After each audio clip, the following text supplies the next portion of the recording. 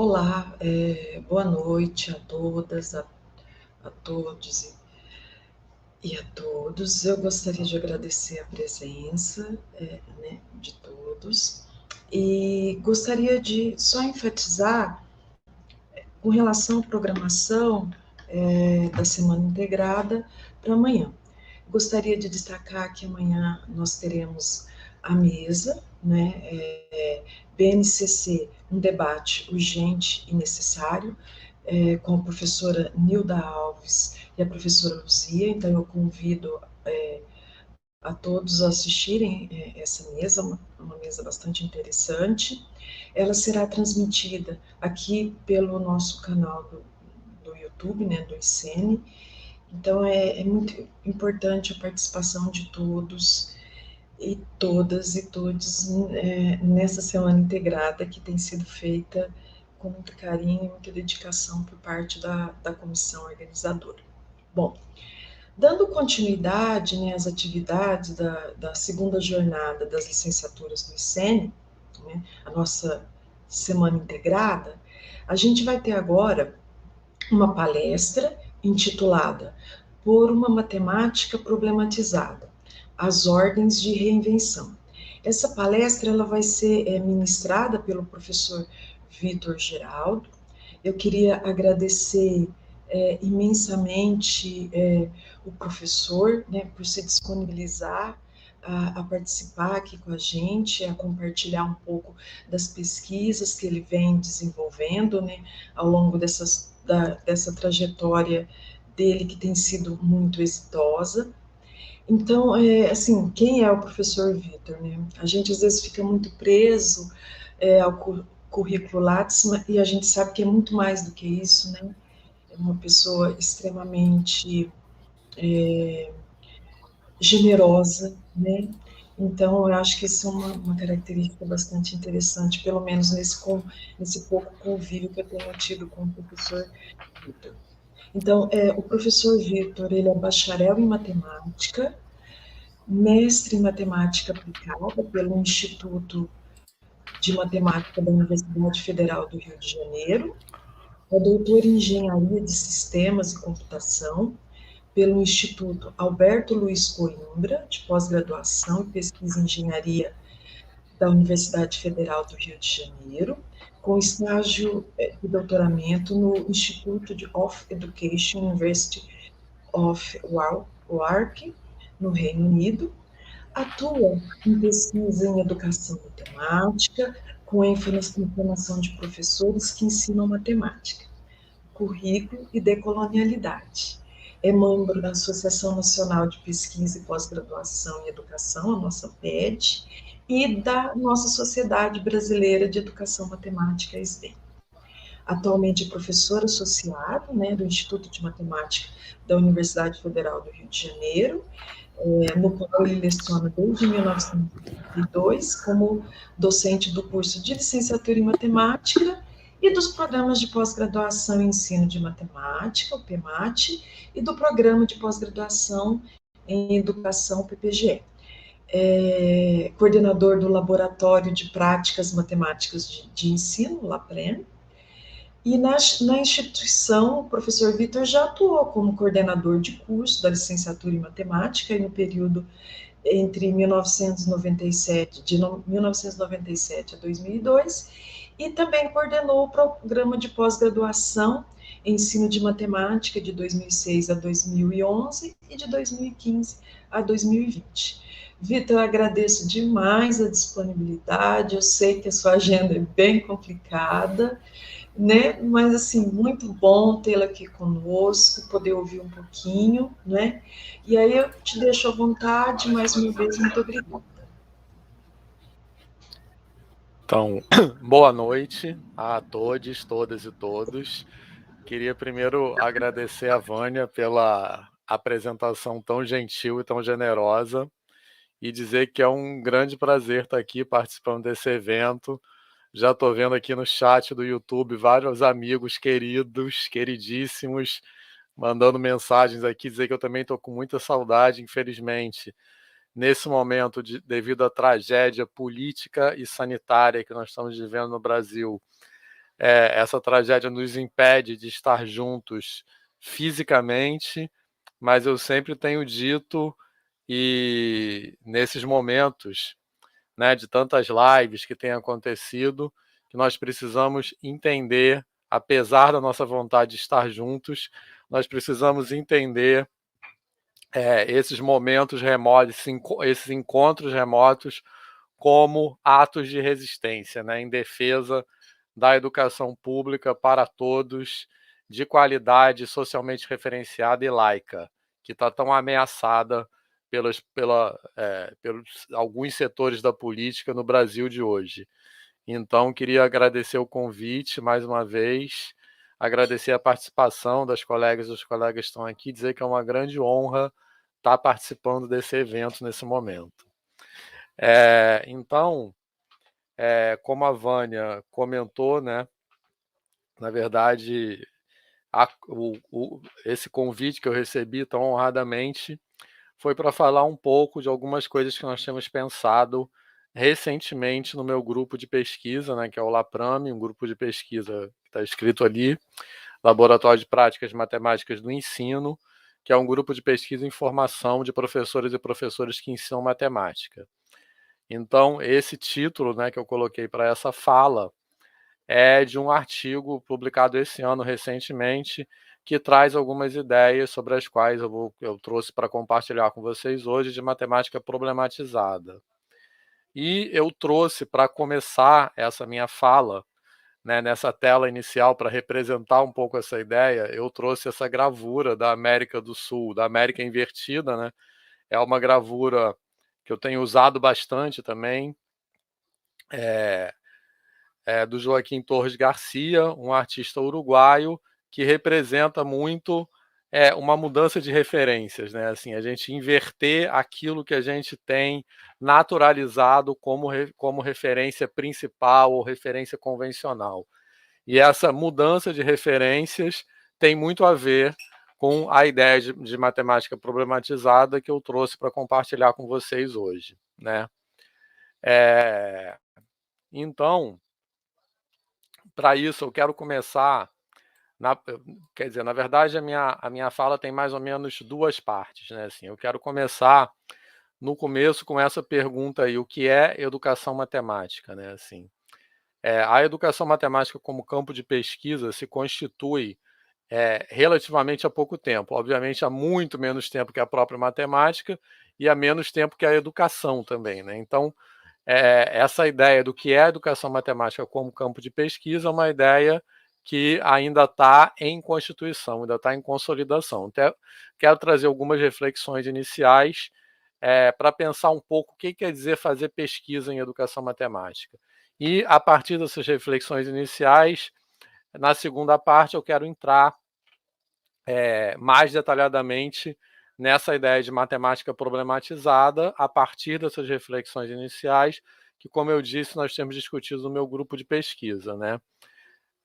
A gente tem algum tempo nessa sessão, né? Então eu vou tentar falar por menos de uma hora para a gente ter um espaço de discussão aqui também pelo chat do YouTube. Então, para começar a pensar sobre essa pergunta, eu trouxe duas memes que eu acho que são bastante provocativas sobre, basicamente, por que é necessário haver um campo de pesquisa chamado educação matemática, né, que se preocupa especificamente com educar dentro da matemática, digamos assim. Então, essas memes, elas representam, de forma caricata, obviamente, o que tem sido, em grande medida, a matemática como disciplina escolar e o que nós precisamos transformar dentro dessas práticas convencionais da matemática como disciplina escolar. Então, a gente está vendo ali na direita, e tem muito a ver, né, essas transformações que essas memes nos desafiam a pensar, tem muito a ver com essa ideia que eu quero falar também que eu quero falar na segunda parte, de matemática problematizada. Então, a gente está vendo ali à esquerda, né, essa gravura representa dois matemáticos, né, falando na frente de um quadro negro. Está escrito em inglês, né, tem uma versão em português, mas eu acabei não achando. Que tem várias fórmulas no quadro, né, como eu disse, uma maneira bem caricata, e ele está passando de uma coisa bem complicada para outra coisa bem complicada, e no meio está escrito: então acontece um milagre, né? Eu acho que muitos de nós, como estudantes de matemática, como professores, já nos vimos envolvidos em situações mais ou menos como essa, né? Quando as coisas aparecem na aula de matemática, como se fosse por milagre, como se fosse aparecendo do nada, né? E aí tem um comentário ali embaixo: eu acho que você deveria ser mais explícito, né, aqui nessa passagem. E a segunda meme também tem a ver com outro aspecto que eu quero discutir aqui, é que como aparece, como são mobilizadas as ideias hierárquicas dentro das aulas de matemática, ou seja, as ideias de como tem sido central em algumas práticas convencionais de ensino de matemática a ideia de quem é mais inteligente do que quem. Então a gente tem um professor em frente ao quadro e ele está dizendo: eu vou demonstrar duas coisas: o teorema que estamos estudando e quanto te falta de inteligência para entendê-lo. Então, isso também tem muito a ver com as motivações para pensar nessa ideia de matemática problematizada. E nesse sentido, essas duas memes, elas ilustram sentidos que são mobilizados sobre o que é matemática. Eu estou associando, quer dizer, as duas falam dessas duas coisas, mas eu estou associando um pouco mais essa da esquerda com uma reflexão sobre o que é a matemática em si como campo de conhecimento, né? Como essas ideias que aparecem como um milagre constituem ou não a matemática ontologicamente, ou seja, na sua natureza, como campo do conhecimento. E estou associando um pouco mais a meme da direita a essa pergunta: o que é a educação? Será que a questão da educação é sobre classificar as pessoas e decidir quem é mais inteligente do que quem, ou que falta alguém para saber alguma coisa? Então, essas são algumas das reflexões iniciais que, como eu disse, eu quero provocar durante a minha fala na noite de hoje. Então, voltando a essa pergunta, né, que eu coloquei no começo: o que é a matemática? Eu estou colocando ali como campo de pesquisa, como campo de prática, ou seja, é, é, é, propondo uma reflexão do que é educação matemática, no sentido do que é fazer pesquisa em educação matemática e o que é praticar educação matemática, ou seja, basicamente o que é atuar dentro da educação matemática, o que é ser professor de matemática, mas não se entendendo como uma pessoa simplesmente que entra na sala de aula e fala coisas, mas que pratica realmente uma educação na matemática. Então, isso que eu quero dizer com a educação matemática como campo de pesquisa e como campo de prática. Então, um primeiro momento, né, eu acho uma primeira aproximação para essa pergunta seria a gente pensar que a educação matemática, vamos colocar a princípio como campo de pesquisa, ela se preocupa em responder questões tais como essas que eu estou projetando aí. Qual é a melhor forma de ensinar o conteúdo? Ou então, como facilitar o conteúdo para os alunos, né, assim. Eu acho que essas perguntas, né, assim, muitos de nós, como é o meu caso, que são pessoas, assim, a minha trajetória, né, é assim: eu venho de uma formação inicial, como a Vânia falou agora há pouco, de bacharelado e mestrado em matemática, e me aproximei da educação matemática como campo de pesquisa depois que eu já era professor da universidade. Muitos colegas que atuam em educação matemática hoje têm uma trajetória parecida. Então, ao longo da minha trajetória, essas são questões que me atravessaram, sobre as quais eu pensei de alguma forma, né? Ou seja, houve um momento da minha trajetória, no qual eu pensava que a educação matemática como campo de pesquisa tratava de procurar respostas para perguntas como essas. Qual é a melhor forma de ensinar o conteúdo e como facilitar o ensino do conteúdo para os alunos.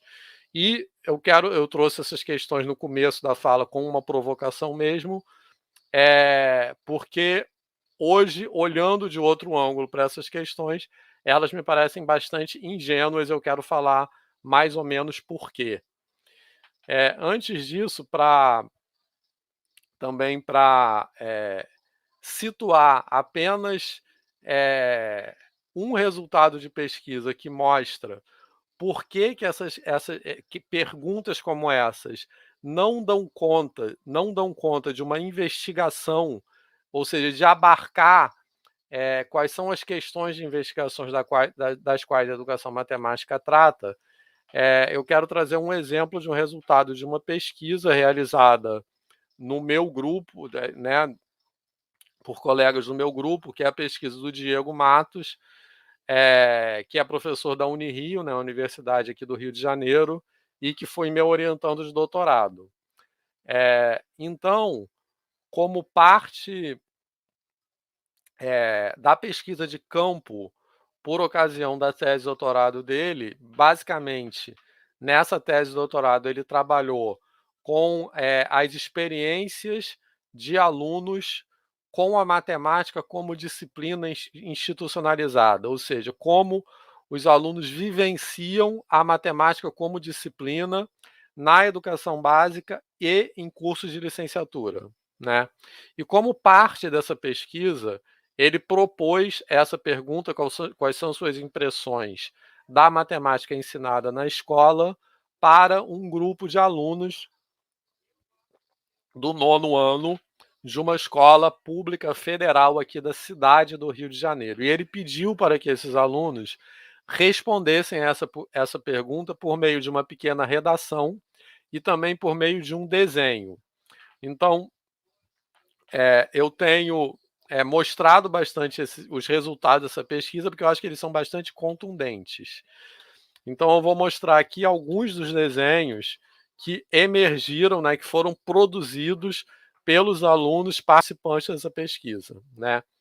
Então, nesse grupo de alunos, que, como eu disse, foi uma turma do 9º ano de uma escola federal, todos os desenhos que expressavam as impressões daqueles alunos com a matemática eram coisas desse tipo. Então, monstros, isso que eu acho que são bastante expressivos. Então, monstros, demônios, tipo um dinossauro destruindo a cidade. Aqui a gente tem essa da direita, que eu acho que é bastante forte, né? Porque é um demônio, está escrito em cima, fracassada, testes, provas, etc. Né? Então, eu acho que esses resultados de pesquisa, como eu disse, eles são bastante contundentes e eles dialogam também com aquelas memes que estão no começo, né? Assim, então, se aquelas memes que eu mostrei no começo da minha fala retratam práticas convencionais do ensino de matemática na escola, no qual o professor tira as coisas da cartola, as coisas parecem aparecer como um milagre, e é uma prática dos professores mostrar para os alunos o quanto lhes falta de inteligência para atingir esse conhecimento matemático. Se essas práticas são práticas convencionais, então não é também surpreendente que apareçam resultados como esse, ou seja, que também sejam comuns experiências dos alunos na educação básica com a matemática que são expressas, estereotizadas, por desenhos dessa forma, né? E eu acho que todos e todas e todos nós que nos preocupamos legitimamente em praticar a educação pela matemática, não podemos deixar de nos sensibilizar com esses resultados. Nesse sentido, eu acho que eles mostram também que aquelas duas perguntas que eu coloquei anteriormente, por que eu disse que elas são ingênuas, né? Por que elas não são suficientes para dar conta dessa problemática que a educação matemática como campo de pesquisa precisa tratar. Porque se fosse simples achar a melhor forma de ensinar as coisas, ou se fosse simples facilitar a matemática para os alunos, se fosse assim epistemologicamente, socialmente simples, eu acho que não apareceriam resultados como esse com tanta frequência, porque eu estou trazendo aqui apenas um exemplo de uma pesquisa, né? E que eu trouxe porque foi uma pesquisa que aconteceu no meu grupo, mas muitas pesquisas mostram resultados semelhantes, né? Então, esses resultados, eles provocam muitas outras perguntas, né? Assim, no sentido de quais são os afetos que os alunos mobilizam a partir das suas experiências com a matemática ensinada na escola, né? De um lado, assim, subjetivo, né? O que a matemática ensinada na escola afeta aqueles sujeitos, né? E, por outro lado, de um lado da própria matemática, a gente pode pensar que matemática é essa que se incorpora como monstros e demônios, né? Então, essa discussão que eu quero trazer daqui a pouco no final da minha fala, ela tenta entrar por esses lados, né? Assim, quais são os afetos e os sentidos mobilizados e produzidos pelos alunos com a matemática ensinada na escola e que entendimento de matemática, o que é a matemática como campo de conhecimentos.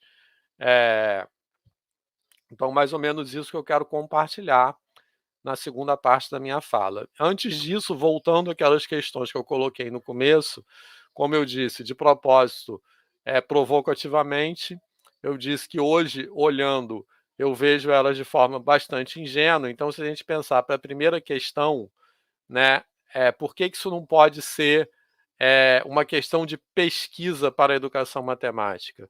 Porque não há uma melhor forma de ensinar o conteúdo que funcione independente dos contextos e dos sujeitos. E se houvesse, seria muito mais simples o nosso trabalho de ser professores e professores de matemática. E se fosse simples, não precisaria haver um campo de pesquisa chamado educação matemática, né? Então, não há, eu acho que todos nós que já trabalhamos como professores e professores, a partir das nossas partes, nós sabemos disso. Não há uma receita para ensinar, por exemplo, frações que vá dar certo da mesma, ou vá acontecer, funcionar da mesma maneira em qualquer contexto e com quaisquer sujeitos, com quaisquer alunos, né? Então, isso nos faz pensar que, para pensar na educação matemática como campo de pesquisa, não adianta pensar só na matemática, né? A gente precisa voltar nossos olhares para os contextos e para os sujeitos, né?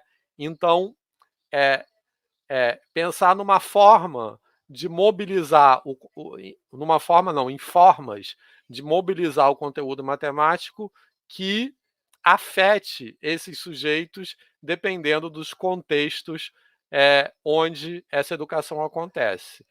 Por outro lado, se a gente pensar que fazer pesquisa em educação matemática é pensar como facilitar o conteúdo, essa é uma pergunta que é frequentemente enviesada por preconceitos, né? Assim.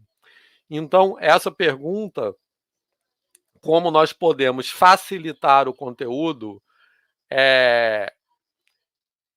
ela pode, como eu disse, com muita facilidade, levar a tipos de abordagem, a formas de abordar a matemática na escola que subestimam os alunos a priori.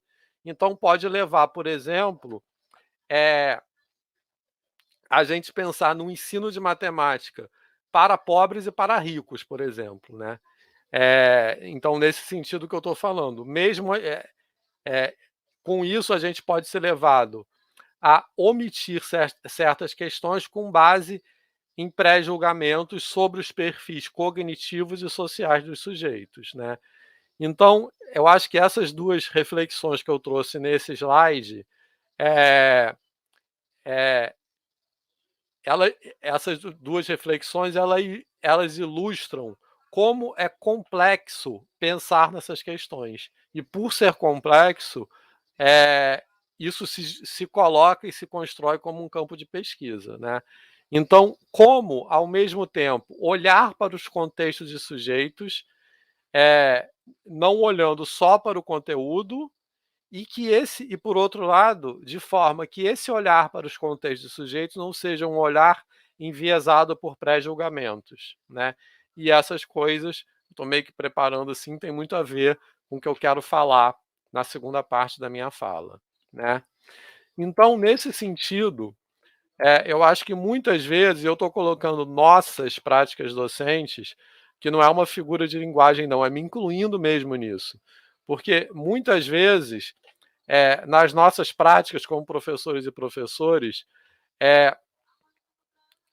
parece que nós não olhamos para o aluno que está lá, e isso tem muito a ver com as questões que eu coloquei no slide anterior, e sim para um aluno idealizado, que supomos ou gostaríamos que estivesse lá. Então, é como se nós elegêssemos e construíssemos na nossa cabeça uma imagem do que seria o aluno bom. Então, em vez de olhar para aquele aluno que está lá, nós, nas nossas práticas, falamos com esse aluno que não existe e que é construído na nossa cabeça, né? Então, todas essas questões eu acho que também tem a ver com aquelas memes que eu coloquei no começo, também ajudam a entender os resultados da pesquisa que eu mostrei e também tem muito a ver com o que eu quero falar em seguida, né? E nesse sentido também, muitas vezes, nós colocamos o conteúdo matemático num lugar sacralizado. E eu quero explicar melhor daqui a pouco o que eu quero dizer com esse sacralizado, né? A gente sacramentiza a matemática ao ponto de sacrificar o aluno em prol do conteúdo. Eu acho que isso também tem bastante a ver, principalmente com aquela segunda meme, aquela meme da direita, na qual o professor vai falar: eu vou mostrar para vocês o que falta para atingir, vamos dizer assim, o grau de inteligência necessário para entender o que eu estou falando. Então, é mais ou menos isso que eu quero dizer, sacrificar o aluno em prol do conteúdo. Então, para isso, eu acho que nós precisamos pensar que o compromisso político e epistemológico da profissão docente não é com o conteúdo, e sim com os sujeitos, né? Assim, que vai de encontro a essa frase que está falando, ou seja, que se coloca em oposição a essa frase que eu estou colocando acima. Por outro lado, ao dizer isso, né, que o compromisso político e epistemológico da profissão é com o aluno, é com o estudante, com o aprendiz, e não com a matemática, não com a matéria, isso não quer dizer que a matéria não seja importante, né?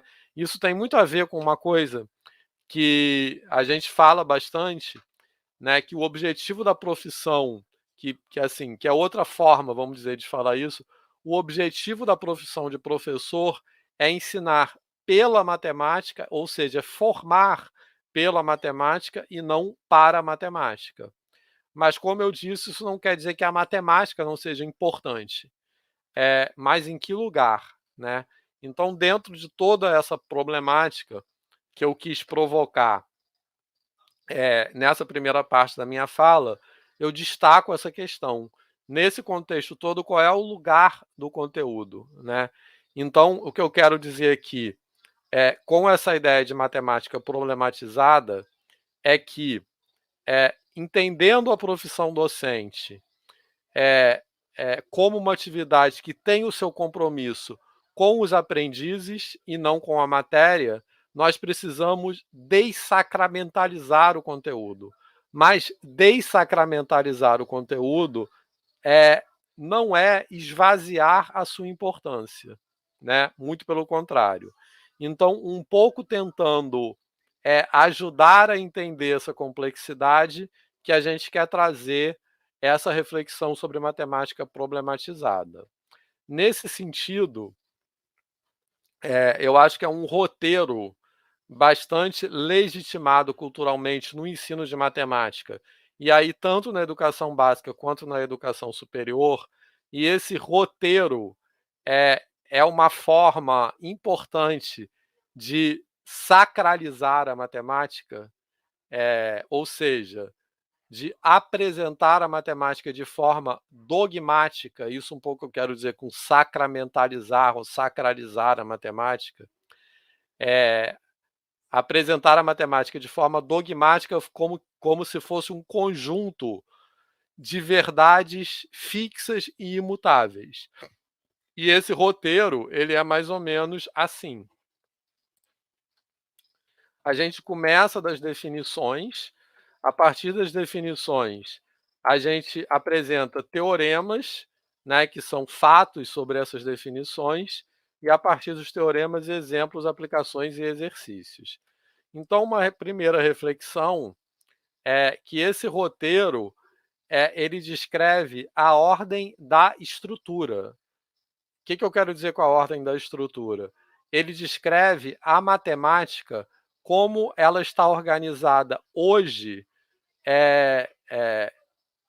assim, baseada na sua estrutura lógica, argumentativa, formal, que a caracterizam como um campo de conhecimento hoje, né? Então, essa estrutura, essa organização, né? Definição, teorema, exemplos, aplicações e exercícios, ela descreve bem essa estrutura lógica formal da matemática constituída hoje, mas ela não corresponde às ordens da invenção, né? Ou seja, a ordem por meio da qual o conhecimento matemático é produzido, é inventado. Então, se a gente olhar para as ordens da invenção, em geral, as definições são a última coisa, né? Então, é um pouco ao contrário do que esse roteirinho está prescrevendo, né? Normalmente, eu acho que é muito importante pensar que as definições formais em matemática, elas não inventam as ideias. As ideias precedem as definições. As definições tentam capturar e descrever formalmente as ideias. Então, nesse sentido, muitas vezes os teoremas são conhecidos numa dimensão histórica, né? Os teoremas são conhecidos antes das definições.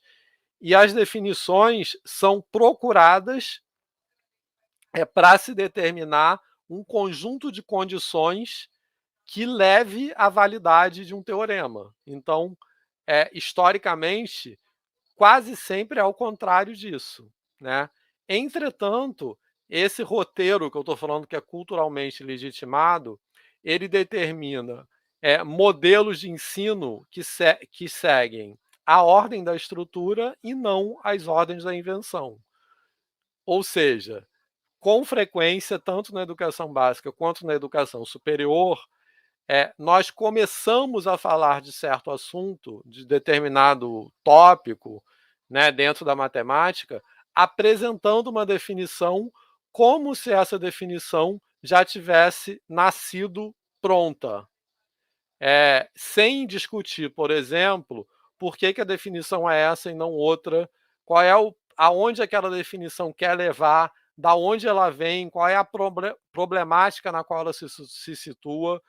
A gente simplesmente fala sobre as definições, relata as definições como se elas fossem naturalizadas. E é exatamente isso que eu quero dizer, que eu vou falar em seguida, como uma perspectiva de matemática não problematizada, né? E mais do que isso, como esse roteiro ele é bastante culturalmente legitimado, né? Ele é bastante comum. Eu acho que nós somos formados como professores, muitas vezes, para seguir esse roteiro. Eu acho que não só ele é comum, como há uma concepção de que sair desse roteiro implicaria num enfraquecimento do conteúdo. Ou seja, que deixar de dar essa abordagem que segue secamente esse roteiro, ou seja, que começa apresentando as definições sem discutir essas coisas que eu falei, por que a definição é essa e não outra, da onde essa definição vem, para onde ela vai, sair desse roteiro, eu acho que há uma concepção de que isso superficializa o conteúdo. E o que eu quero defender agora, na segunda parte da minha fala, é que, ao contrário, né, a saída desse roteiro, que é o que nós estamos chamando de uma perspectiva problematizada para a matemática, corresponde, na verdade, a um aprofundamento do conteúdo, né? Porque isso não é deixar de falar da estrutura formal, mas é destacar a que essa estrutura formal atende. Então, é não se ater internamente na estrutura formal, mas colocar a estrutura formal, que é o que eu estou chamando de ordem da estrutura, dentro de uma visão mais panorâmica, historicamente e subjetivamente também. Então, passando agora para a primeira parte da minha fala, por uma matemática problematizada, que na verdade também está dividida em duas subpartes. Eu quero falar primeiro o que nós estamos entendendo com matemática problematizada num campo epistemológico da própria matemática, ou seja, uma discussão sobre o que se entende por matemática mesmo como campo do conhecimento. E dentro dessa discussão eu quero colocar em oposição duas visões. Uma que eu estou chamando de matemática não problematizada ou naturalizada, e outra que eu estou chamando de matemática problematizada. E, em seguida, eu quero, para terminar a minha fala, eu quero discutir como essas duas visões opostas sobre o que constitui a matemática têm desdobramentos nas formas como a matemática é ensinada, né? Então, primeiro eu quero falar um pouco dessa oposição num campo, como eu disse, epistemológico da própria matemática, um entendimento não problematizado e problemático sobre o que é matemática como campo de conhecimento, e depois como essa oposição repercute no ensino. Então eu coloquei aí essa figura que eu gosto bastante, que é uma figura que representa uma certa desobediência, né? Assim como aquele mapa que eu coloquei no primeiro slide da minha fala, essa figura representa sair daquele roteiro, ou seja, um movimento de fazer aquilo que culturalmente nós somos convencidos que é proibido, né? Então, buscar outras formas de praticar a educação dentro da matemática que desobedeçam às culturas nas quais nós somos formados como professoras e professores.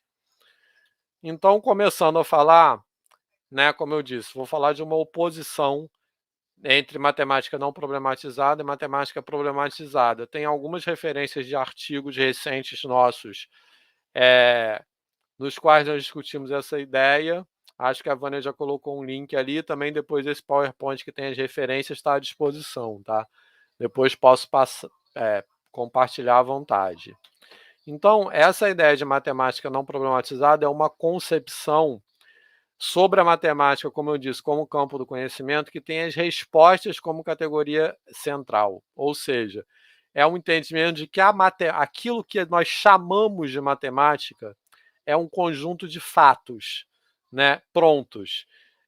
Então, nesse sentido, eu quero dizer que as respostas, o que a gente pode identificar como os teoremas, são a categoria central, ou seja, a matemática se constitui de fatos, ela é um conjunto de fatos. Então, nesse sentido, a matemática corresponde àquilo que eu chamei de ordem da estrutura, né? A matemática é a forma como ela está organizada hoje.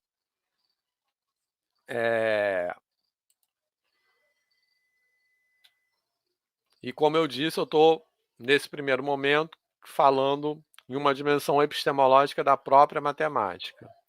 Então, dentro dessa visão que eu estou chamando de matemática não problematizada, os problemas são vistos como estado de deficiência provisórios, que são sanados, ou seja, que são eliminados pela obtenção de uma solução, né? Então, a matemática como campo de conhecimento se constitui de soluções, e os problemas, eles têm essa palavra problema, né, como eu quero também, vou falar mais ao longo, até o final da minha fala, ela tem tudo a ver com esses nomes que nós estamos colocando em oposição. Então, o que determina essa oposição entre o que nós estamos chamando de matemática não problematizada e de matemática problematizada é o lugar da categoria problema, né? Então, nessa concepção não problematizada, como a matemática se constitui de respostas e essas respostas são eternas, ou seja, elas sempre foram e sempre serão da forma que elas são hoje, os problemas são deficiências, é, como eu estou dizendo aí, provisórias, né? São insuficiências que precisam ser superadas para que se vislumbre essas soluções. E esses problemas, isso é bem importante, porque eu quero falar em seguida sobre como isso repercute no ensino, né? Esses estados de deficiência são faltas de conhecimento em relação a um saber que existe a priori, faltou um i ali, porque a matemática se constitui de fatos que são que têm uma existência fixa e imutável. Então, esses problemas são estados de eficiência em relação àquilo que falta para se atingir um saber que já existe antes. Então, esses fatos não mudam, o que muda é o nosso entendimento sobre esses fatos. Então, a matemática não é produzida, ela é vislumbrada. E essas faltas de conhecimento, como o saber existe independente dos sujeitos, né, ele é eterno, existe a priori, é fixo. Então, o que nos separa do saber, do conhecimento, são incapacidades nossas. Então, são incapacidades inerentes ao sujeito. Nesses artigos aí, nós defendemos que essa visão, né, do conhecimento como algo fixo, e a falta de conhecimento como uma deficiência dos próprios sujeitos, que essa visão, que é muito presente até hoje, mas ela remonta a uma tradição platônica, né, de que os fatos matemáticos existem no mundo das ideias que paira sobre as pessoas, né, e que o que nos falta é acessar essas ideias. Então, os problemas só têm valor quando levam a soluções verdadeiras. Os problemas não têm nenhum valor além disso, né? Ou seja, já adiantando o que eu quero falar daqui a pouco, a possibilidade dos problemas provocarem reflexões não tem valor. O que tem valor é apenas o fato deles nos conduzirem a vislumbrar esse conhecimento que é fixo a priori. Então, nesse sentido, como eu já falei um pouco, a matemática é entendida como um saber, um campo de saberes que sempre foi e sempre será da forma que é hoje, né? Então, isso também tem a ver com aquela discussão se a matemática é inventada ou descoberta. Então, essa é uma visão de que a matemática seria descoberta. Então, os fatos matemáticos sempre existiram, são universais, e sempre foram e sempre serão da forma que são hoje. O que evolui não são esses fatos, são os nossos entendimentos sobre esses fatos, né? Então, o entendimento sobre o saber matemático evolui linearmente, pensando de uma perspectiva histórica, de um estado mais atrasado para um estado mais avançado, na medida que essas faltas em relação ao saber vão sendo preenchidas. E isso aí que essa última parte dessa frase é bem importante, porque eu quero falar em seguida. Por meio da inspiração isolada de gênios com talento inato, né? Então, essa visão de que as descobertas da matemática ao longo da história se deram exclusivamente por meio de pessoas que trabalhavam isoladamente e que eram dotados de uma inspiração ou de uma inteligência superior inata. Também, de novo, isso tem muito a ver com aquelas memes que eu coloquei no começo, a visão de que a matemática é um campo restrito a certos indivíduos que nasceram com uma dotação excepcional, ou seja, a matemática é coisa para gênios, né?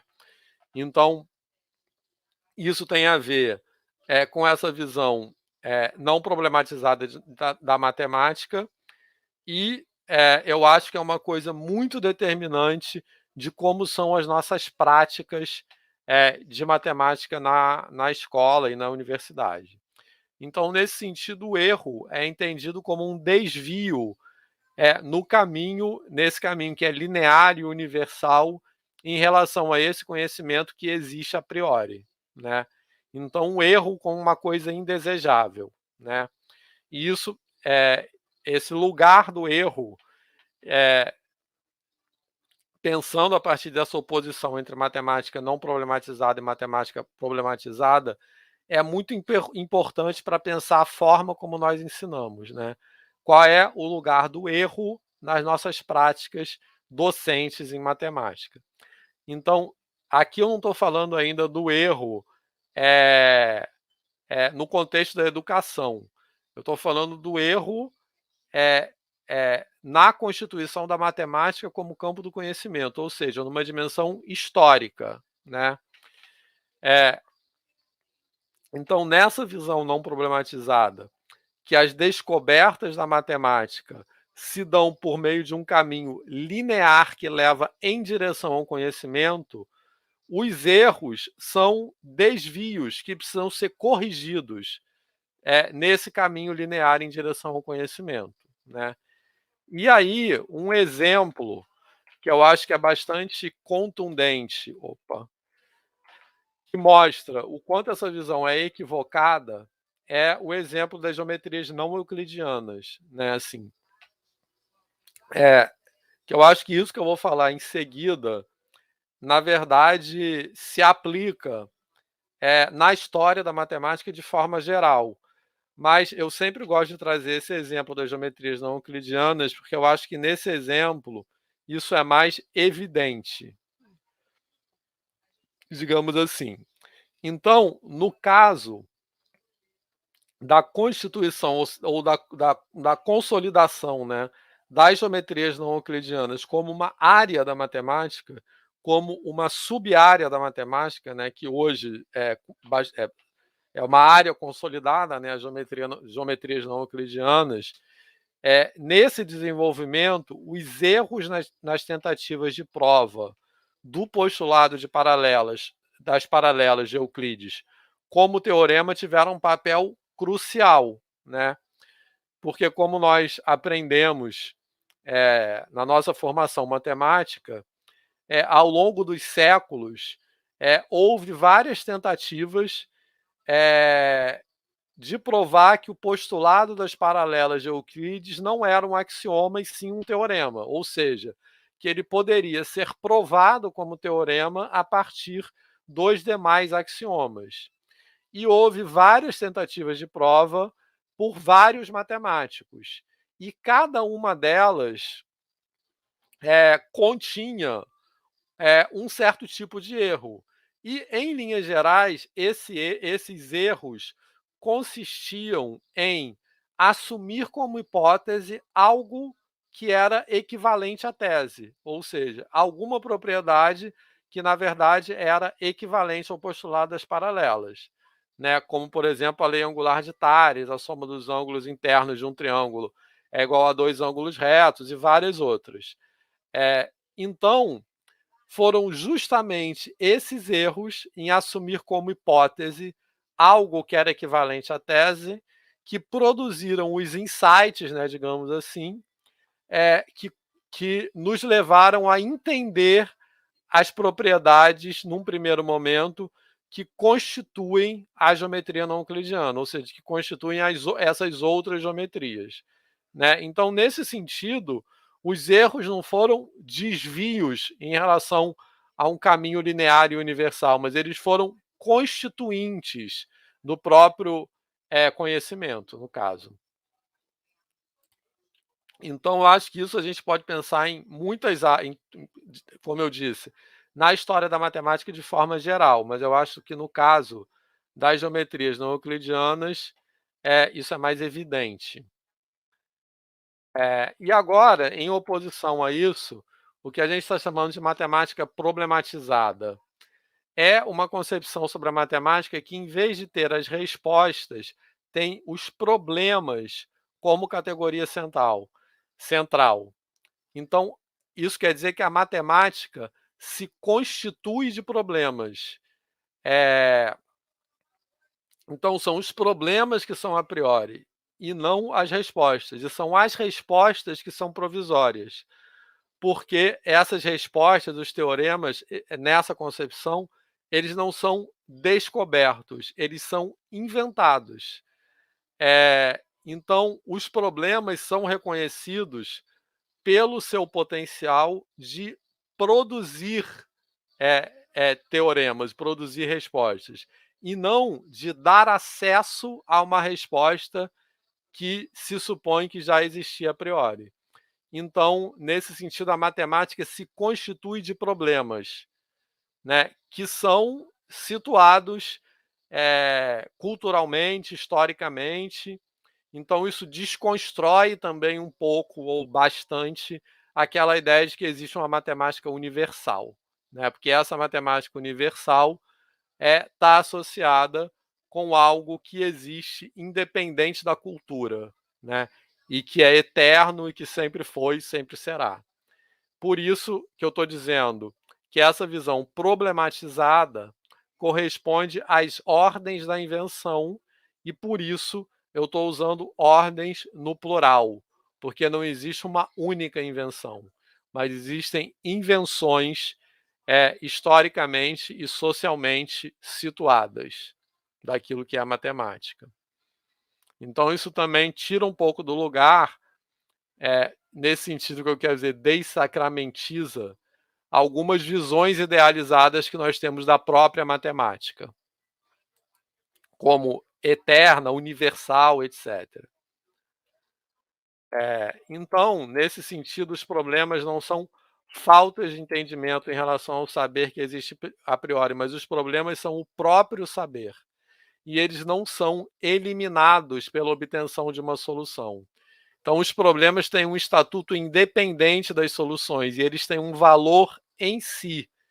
Então, para pensar no valor dos problemas, e são eles, nessa visão problematizada, que engendram o saber, que produzem o saber, e nesse processo de engendramento, não importa se eles levam a uma solução ou não. Mesmo que eles não levem a uma solução, isso não elimina o seu valor. Para dar um pouco de mais de materialidade no que eu estou querendo falar, nós podemos voltar àquele exemplo das geometrias não euclidianas.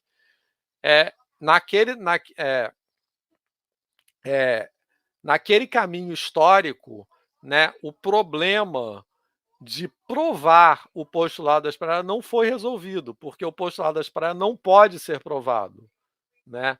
Então, mas ele produziu esse processo de tentar provar o teorema, ou seja, de vivenciar esse problema, produziu, engendrou todo um campo de saberes, né? Então, aquele problema, eu estou chamando, no caso das geometrias não euclidianas, o problema de demonstrar o postulado das paralelas como um teorema não leva a uma solução. Mas, mesmo assim, ele produz saberes. Então, nesse sentido, os problemas são o próprio saber e não uma falta de saber. Isso já falei, mais ou menos, os problemas têm uma verdade em si, independente de conduzirem ou não a uma solução. Então, mais ou menos isso que eu quis dizer nesse exemplo do postulado das paralelas. Então, agora, finalizando a minha fala, estou colocando aí as ordens da reinvenção e eu quero falar, para terminar, eu já estou falando até muito, como essa oposição entre uma matemática problematizada e uma matemática não problematizada repercute nas nossas práticas de ensino de matemática. E eu estou colocando, isso aí é um grafite que estava numa escola aqui na cidade do Rio de Janeiro, que tem essa frase aí, amor e educação, que eu acho que tem bastante a ver com o que eu quero dizer. Uma educação matemática que afete as pessoas, no sentido de que mobilize os seus afetos. Então, também eu vou colocar essa oposição entre matemática não problematizada e matemática problematizada, agora, não em uma dimensão epistemológica da matemática, mas uma dimensão epistemológica do ensino de matemática. Então, nessa visão não problematizada, o ensino de matemática obedece à ordem da estrutura, né? Então, esse mesmo diagrama que eu coloquei agora há pouco, né? Essa visão de ensino de matemática não problematizada é como se nós tivéssemos que seguir a ordem da estrutura quando nós ensinamos. Então, aquilo que eu falei agora há pouco. Nós apresentamos as definições simplesmente relatando ou escrevendo, né, essas definições. Então, o ensino de matemática é simplesmente uma descrição da matemática como ela está estruturada hoje, né? Sem se entrar nas questões de por que ela é estruturada dessa forma, por exemplo. Então, nessa visão não problematizada, a aprendizagem é vista como um processo que leva da ignorância ao saber e que se completa quando esse saber fixo a priori é atingido. Porque como nós estamos nessa visão de matemática não problematizada, o saber é fixo. O saber não é inventado, ele é atingido, porque ele já existe antes de nós atingirmos. Então, a aprendizagem, né, trazendo essa concepção para o campo da educação, a aprendizagem acaba quando esse saber é atingido. Isso tem muito a ver também com os lugares, né, os papéis que são atribuídos a alunos e a professores. Então, nessa visão, o professor adquire uma imagem daquele que já sabe, portanto, que não aprende, né? Então, o professor se coloca, vou voltar a falar isso daqui a pouco, o professor se coloca, há uma separação entre professores e aprendizes, e o professor ou a professora se coloca como aquele que parou de aprender, que já sabe tudo o que há para saber em determinado campo.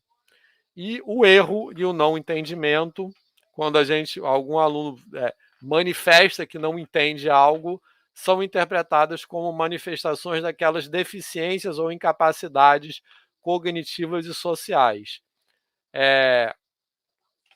Como eu falei agora há pouco, o saber existe a priori e o que falta é o nosso entendimento em relação a ele. Então, quando nós não entendemos ou quando nós erramos, é por causa de alguma incapacidade ou deficiência nossa, né? E muitas vezes essas deficiências nos contextos de sala de aula são entendidas no campo cognitivo ou social, né? Como deficiências cognitivas, ou seja, de inteligência dos alunos, ou muitas vezes sociais, porque muitas vezes se acha que alunos que vêm de determinados meios ou origens sociais têm menos condições de aprender do que outros. Então, isso que eu quero dizer com deficiências cognitivas ou sociais, e muitas vezes os próprios alunos são culpados por essas deficiências. E culpados por falta de esforço, ou por falta de comprometimento e coisas assim. Não que isso não exista, mas muitas vezes esse pensamento, essa concepção de matemática não priorizada produz uma visão redutora dessas questões. Quando, na verdade, o que eu quero defender aqui é que o não entendimento, não entender determinadas coisas, muitas vezes não é uma incapacidade, muito pelo contrário. Muitas vezes, não, quando os alunos não entendem algo, eles têm toda a razão. E, nesse sentido, daqui a pouco eu quero voltar a falar sobre isso, que eu quero dizer que os alunos têm toda a razão em não entender algo. Nesse sentido, o trabalho do professor, nessa visão não problematizada, na epistemologia do ensino, se nós assumimos que a matemática é um campo só acessível a pessoas que já são dotadas de um talento inato que nasce com elas, não há nada a fazer. Então, o papel do professor é apenas reconhecer aqueles alunos talentosos e separá-los dos fracos. Mais uma vez, isso tem muito a ver com aquela meme que eu coloquei no começo, né? O professor que está ali identificando o que o que falta nos alunos para atingir o conhecimento. Acho que isso é muito determinante em matemática, né? O professor de matemática que está ali para separar os alunos bons dos alunos fracos. E aí, uma observação que eu acho que, ao discutir isso, não pode deixar de ser feita, embora eu não vá entrar muito na fala de hoje nessa questão, mas que essa noção de talento, né, se nós pensarmos como essa noção de talento se manifesta nas sociedades brasileiras, por exemplo, nós não podemos deixar de pensar que essas práticas culturais dentro da escola, elas são atravessadas por todos os aspectos estruturantes da sociedade brasileira que atravessam todas as demais práticas sociais, né? Então, o ensino de matemática não está isento desses aspectos estruturais, dentre os quais destacam-se o racismo estrutural, o machismo estrutural, a LGBTfobia. Então, essa noção de talento matemático, essa visão de que a matemática é restrita a determinadas pessoas que nascem com esse talento inato, falei até redundantemente, é enviesada culturalmente, porque ela toca as pessoas de formas assimétricas, dependendo de suas raças, identidade de gênero, orientações sexuais, posições sociais, crenças e ideologias, né?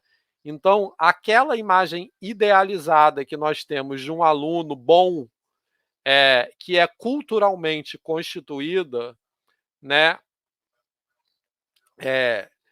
Aquele ideal de aluno bom, muitas vezes é um aluno homem, branco, hétero e cis.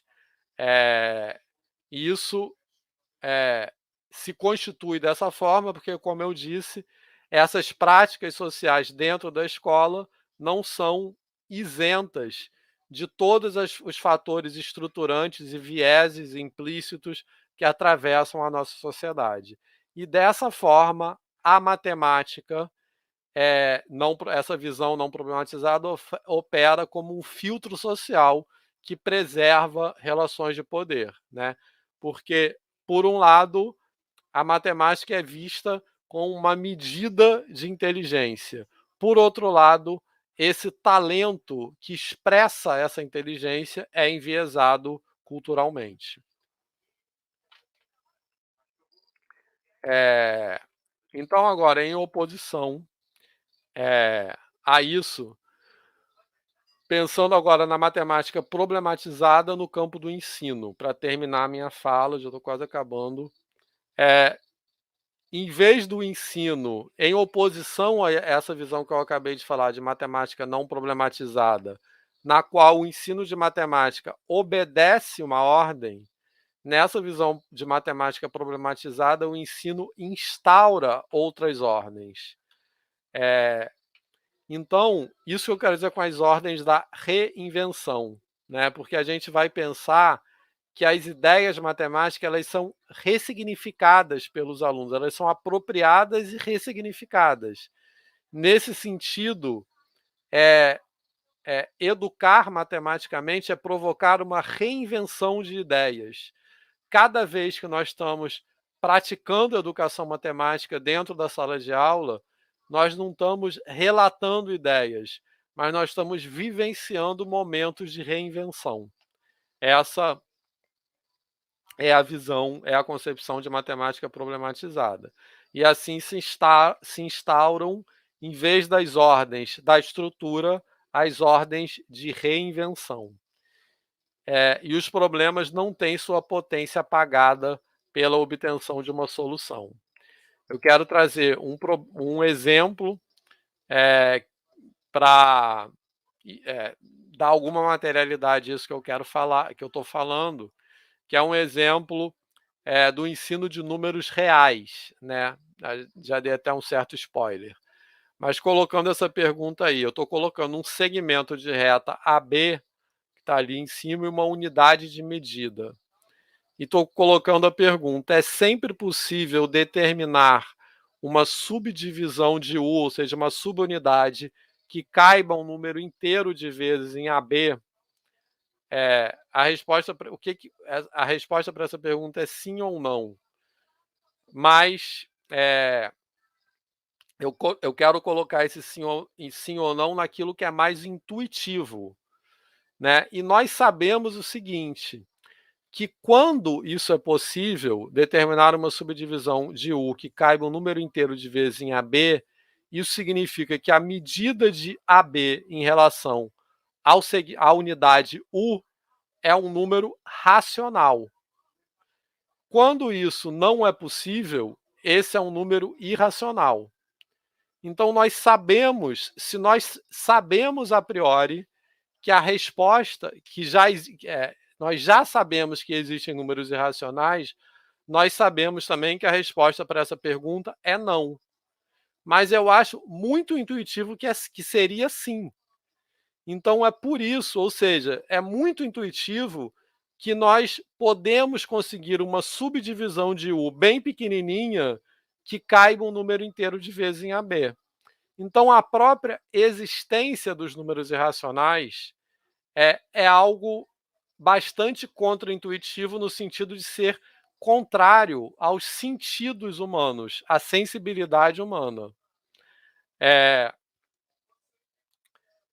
E, na verdade, nós sabemos, se pensamos em cardinalidades infinitas, que não só existem números irracionais, mas existem mais números irracionais do que racionais. Então, quando eu quero dizer que a obtenção de uma resposta não elimina a potência do problema, é que o fato de nós termos uma construção formal dos números reais como corpo ordenado completo não faz essa pergunta menos potente, não faz esse fato ser menos contra-intuitivo, né? Então, nesse sentido, eu quero dizer que a obtenção de uma resposta não elimina a potência da pergunta, a potência do problema. E essa potência nunca deve ser domada no ensino de matemática.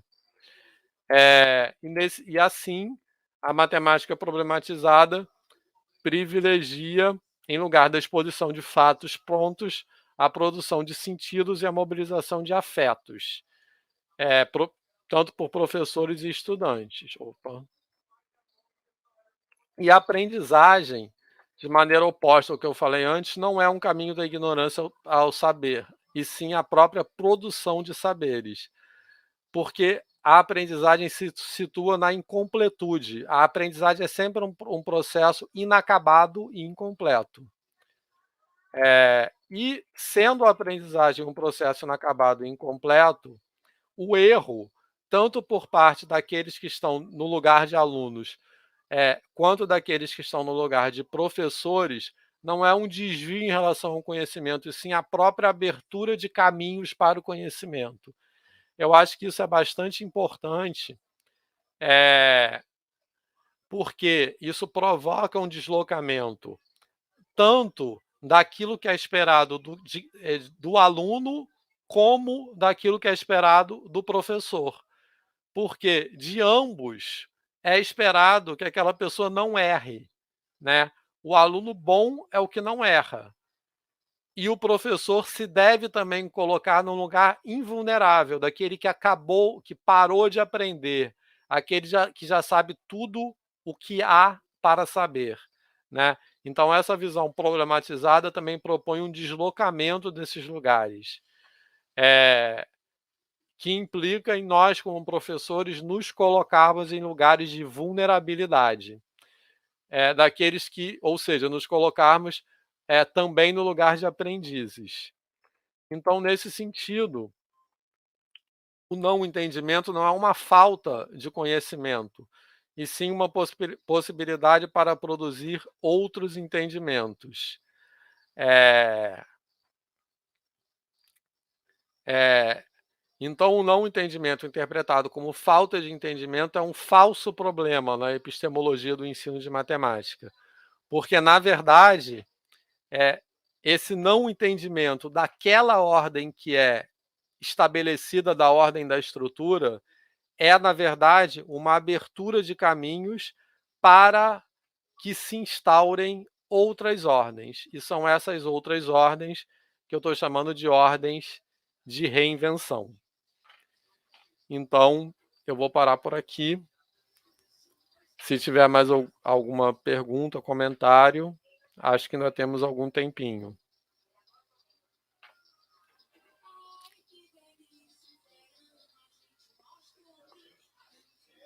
Vânia está sem som. De novo. Uau, muito obrigada aí pela fala, né, muito boa.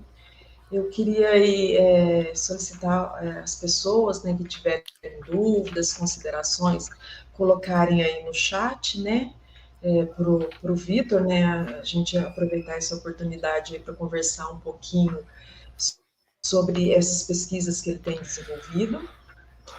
Eu quero dizer que vários desses trabalhos, Vitor, a gente tem, principalmente na minha disciplina, né, que é a disciplina de pesquisa, ensino e aprendizagem da matemática, a gente tem utilizado esse referencial teórico. Esse referencial não, tem usado os seus trabalhos, né? Então, os Legal, alunos que bom. tanto no estágio supervisionado como nessa disciplina. Aí a gente tem aqui uma pergunta da professora Marcela. Olá, Marcela, boa noite, que bom que você está aqui conosco. Marcela, querida, também, que ela falou que estava com saudade, eu também estou com muita saudade. Há quanto tempo essa pandemia nos separando, né? Mas eu espero da próxima vez visitar presencialmente, né? Assim. Precisa fazer uma visita. Uberaba é uma cidade interessante.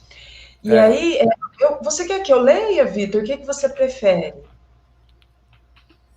Não, eu posso ler, né? Projetando ali fica fácil, né? Como podemos explicar o distanciamento em ensino de matemática e os avanços da pesquisa matemática no mundo, reforçado por Klein, né? Então, Klein é um matemático, um dos primeiros matemáticos que se preocupou com o ensino, que eu e Marcela também já discutimos bastante sobre ele, né? Assim, então, esse distanciamento, ou seja, fazer isso tem muito a ver com o que eu estou chamando de matemática não problematizada e matemática problematizada, né? Porque esse distanciamento é muito difícil de superar na escola, né? Ou seja, é muito difícil de trazer, vamos dizer assim, os teoremas que estão sendo demonstrados na matemática de fronteira, digamos assim, né, os teoremas recentes, para a educação básica. É claro que existem alguns teoremas, existem alguns fatos da matemática de ponta, digamos assim, a matemática que é produzida hoje, que são acessíveis, né, assim, pelo menos os enunciados, né, são acessíveis para matemática escolar. Um exemplo clássico disso é o teorema de Fermat, né, que é um teorema que exige técnicas super sofisticadas, né, mas cujo enunciado é compreensível para um aluno de ensino médio, de ensino fundamental. Mas esses casos são exceções, né? Então, é muito difícil aproximar a matemática como campo de pesquisa da matemática escolar se essa aproximação se dá por meio das respostas, dos teoremas. Então, eu acho isso que eu quero dizer também com essa oposição entre matemática problematizada e não problematizada. Mas uma aproximação que nós podemos fazer na escola é, é promovendo uma vivência sobre as formas como a matemática é produzida. Então, acho que a aproximação da matemática escolar e da matemática científica é por meio da vivência na escola de como se produz conhecimento em matemática e não pela apresentação do conhecimento pronto, né? Então, se nós simplesmente narramos, né, essa definição é isso, eu tenho falado que isso é muito ruim para a licenciatura em matemática, porque o meu campo de pesquisa é formação de professores, mas eu acho que isso é ruim até para o bacharelado em matemática, né, assim. Porque se o objetivo é formar pesquisadores, eu acho que ajuda muito pouco simplesmente apresentar as coisas prontas, né? Então, isso que eu quero dizer, com contextualizar aquele formalismo matemático no seu próprio propósito, né? Em como, por que o formalismo é assim, por que a definição é daquela maneira. Então, acho que a aproximação tem que ir por aí. Ou seja, ao apresentar uma definição, né, promover essa discussão de por que a definição é assim, ao que ela atende. Esse exemplo de número real, eu acho que é um exemplo bastante ilustrativo do que eu quero dizer, né? Porque, veja bem, eu estou falando pra caramba aqui, mas só uma pergunta, Marcelo, ali. Mas olha só, então por quê? Porque, veja bem, normalmente se ensina números reais na escola, no ensino fundamental, no ensino médio. Como é que se ensina números reais na escola? De uma maneira super não problematizada, dizendo assim, por exemplo, número real é aquele que não tem representação periódica, por exemplo, que tem representação infinita e não periódica. Então, isso que eu quero dizer com se apresentar uma definição sem se discutir quais são os problemas aos quais aquela definição atende. Então, muitas vezes se apresenta esse conceito de número real sem se dizer por que é preciso que existam números reais. Ou seja, que situações os números racionais não dão conta, né? Então, problematizar a definição, eu quero dizer isso, né? Por que aquela definição é demandada? Por que aquela definição é necessária, né? E aí, quando chega na universidade, em cálculo, né, digamos assim, já se supõe que os alunos entendam que é um número real e não entendem, porque eles aprenderam dessa maneira, e aí a gente vai ver em análise real que já é a construção formal, né? Então, nunca se discute, de fato, da onde vem e para onde vão os números reais. Eu acho que isso é um exemplo bem disso que eu estava falando. Não sei se eu respondi, Marcela. Eu acho que também tem uma questão que é importante destacar. Há sempre uma ampliação desse campo numérico que se faz, né, principalmente na educação básica, e é uma ampliação desses campos numéricos, está falando de inteiros, depois eu vou para racionais e irracionais assim por diante, e é muito precipitada, sem que o aluno tenha realmente um entendimento do que significa essa ampliação do campo numérico, né? Porque muitas vezes parece que eu tinha os naturais, agora eu inseri os números negativos, né? Então, essa ampliação desse campo numérico tem várias outras implicações, desde a questão da contagem, de somar, e todo esse processo, que então começam a aparecer outras variáveis. Quando eu estou falando com relação a essa ampliação do campo numérico, que não são debatidas nem na licenciatura, e com isso a gente acaba alimentando uma cadeia aí de uma série de problemas. E parece que isso se faz de forma natural. Agora eu falei dos inteiros, agora o próximo passo são os racionais, agora eu falo um pouquinho aqui dos irracionais, mas toda essa ampliação do campo numérico traz uma série de questões, né? Outras questões que pensar, contar, multiplicar, somar, dividir, acabam tomando características e perspectivas diferentes, né? Isso. Então, eu falei dos exemplos dos números reais, mas é exatamente o que você falou. Eu acho que essas questões, essa falta de problematização, ela se aplica sempre nessas passagens, né? Quando a gente vai ampliando os conjuntos numéricos, né? E são ressignificações que aconteceram na história da matemática e que acontecem na educação. Não que o ensino tenha que imitar a história, mas eu acho que a história nos ajuda a pensar nisso.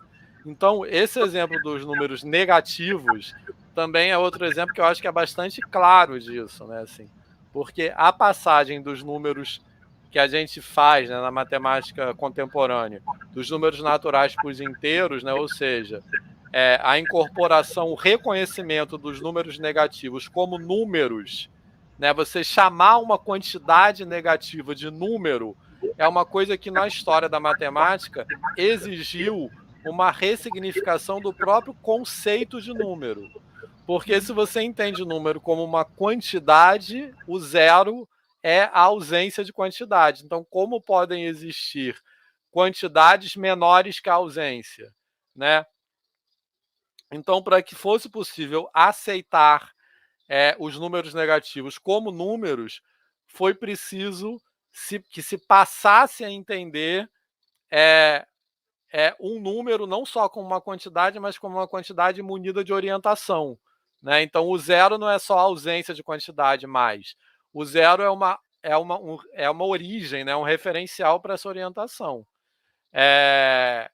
E isso tem repercussões em como se soma, como você disse, como se soma, como se multiplica, né? Tudo tem a ver com essa estrutura. E na escola, isso não é problematizado, nós falamos, agora existem números negativos, com a maior naturalidade. Ó, agora, beleza, mudou tudo. Vai existir números negativos também. Por isso que eu falei na minha fala, quando o aluno não entende, ele tem toda a razão de não entender isso.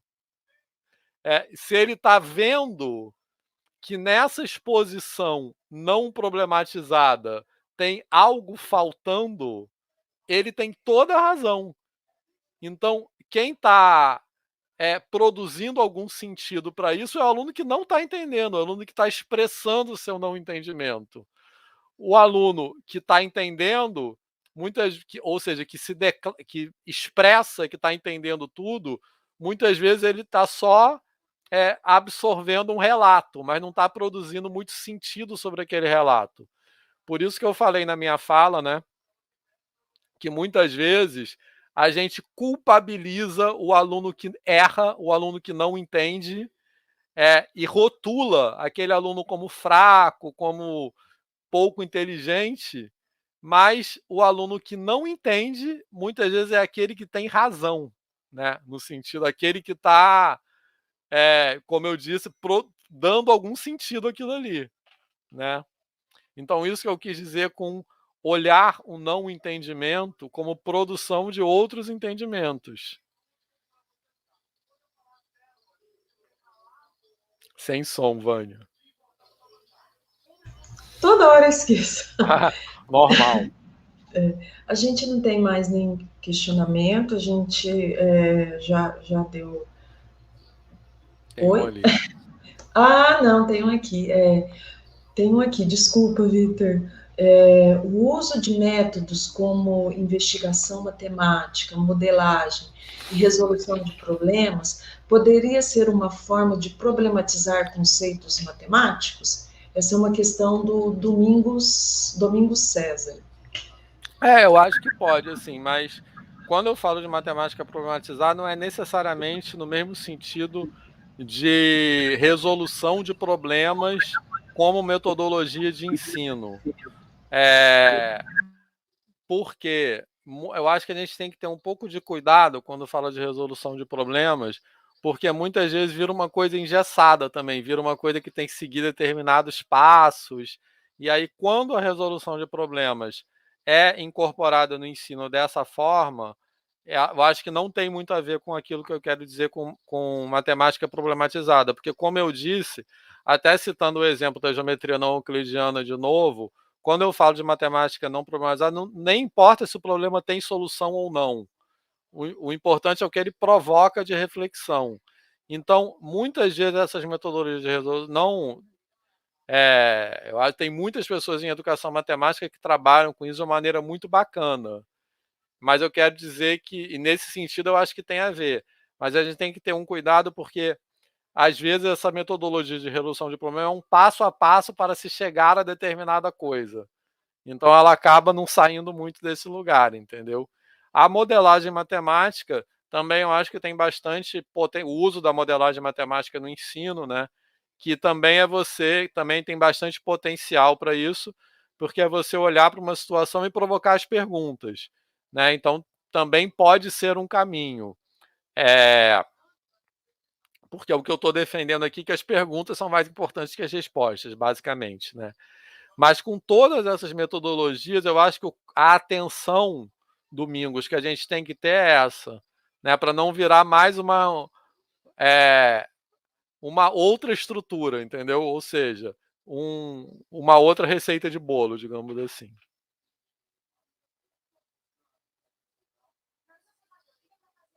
Bom, se eu não estiver enganada, acho que a gente não tem mais nenhum questionamento. Então, a gente chegou ao final, né, da atividade. Aí, Vitor, se você puder fazer as suas considerações finais, né, eu agradeço mais uma vez a sua disponibilidade em estar aqui conosco para conversar um pouquinho. E aí eu deixo, então, para as suas considerações finais. Eu queria só agradecer as contribuições dos colegas. Vi vários nomes conhecidos aqui, dizer também que eu estou com saudade, né? Quando a Marcela colocou ali, espero que em breve possa visitar. Eu já conheço aí, já fui algumas vezes, mas que possa ir presencialmente, e dizer que eu já falei algumas vezes sobre essas coisas que nós temos discutido, né? Aqui no meu grupo de matemática problematizada e não problematizada. Mas cada vez que eu falo e cada vez que eu troco com os colegas, eu também repenso as coisas de maneira diferente. Então, é muito bom estar aqui, é uma honra trocar e é um momento de aprendizagem muito importante para mim também. Então, muito obrigado. Ó, o Osmar falando ali. Com certeza. Vamos sair para tomar umas cervejas. Todo mundo tá louco para esses momentos, né? Assim. Com certeza. Então, mais uma vez eu agradeço a presença de todos, de todas, todes. Foi uma noite ótima. Mais uma vez agradeço o Vitor e boa noite aí a todos. Gente, muito obrigado. Tchau, pessoal. Boa noite.